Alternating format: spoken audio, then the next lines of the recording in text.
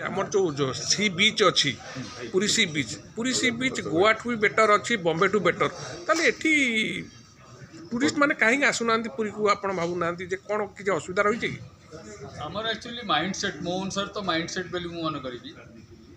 सेठी गोटे पर्यटक बिकिनी पिंधिकी गाधे पार बीच आपणकर जो one of the finest blue flag certified beaches है कि आम विदेशीटा जदि फ्री न हम जदि कंफर्टेबल न हम आप प्राइवेसी देवे ना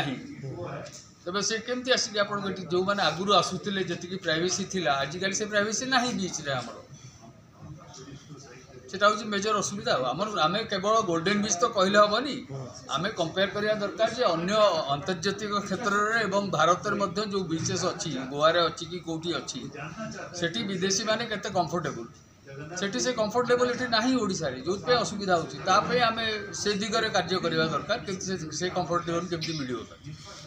ता सहित मत आप भावुना जे टूरिस्ट आसवाई कि किसी अन्य किसी प्लान करते जहाँकि विदेशर लोक खाली से गोवा बा बॉम्बे को न जाए खाली भुवनेश्वर पुरी की आसते निश्चित रूप आम प्रमोशन करूना आगुरी जो जो अमाउंट प्रमोशन होता प्रमोशन हेले आम जहाँ कमिटमेंट करुचु एज ए टूर ऑपरेटर आम से जगह पहुँची पारूँ मु धरतु आपको 5 स्टार कंफर्ट देवी बोली कहि किंतु 5 स्टार होटेल न रखी पूरा छोट होटेल रखी तो से हेनी जो मानकर धरतु आम चार्टर्ड फ्लाइट आने प्लान करूँ 10 वर्ष तले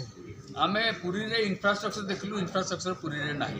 भुवनेश्वर में जी 4-5 होटेल अच्छी जी चार्टर्ड फ्लाइट जी लोक आसवे आम आकोमोडेट कर एबे आशा करूँ जेहेतु बहुत बहुत गोटे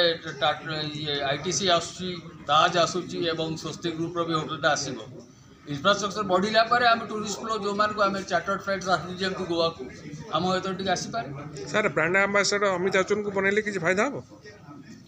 हवा उचित निश्चित भाव हम अमिताभ बच्चन को जदि सी एग्री करती आम सरकार हायर करें अमिताभ बच्चन जमी करें सेमती मार्केटिंग कंपनी को भी धरवा उचित